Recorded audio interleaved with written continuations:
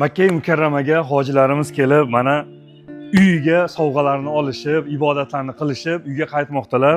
Sumkalar hammasi to'lgan. Kimlardir hadyalar olgan, kimlardir qarindosh urug'larni xursandchilik qilishlik uchun shunaqangi sovg'alarni olishib, uyga qaytishmoqda. Endi tasavvur qilib ko'raylik, shu insonlar hadyalar emas, keraksiz toshlarni to'ldirib olsa sumkalariga. Hech narsasiz og'ir turpoqlar bilan uyga borib, sumkasini ochsa-yu, shundoq qarasa, ichidan faqat og'ir toshlargina chiqsa. Ba'zi bir insonlar bor, shu dunyoda yashaydi va savob amallarini qiladi.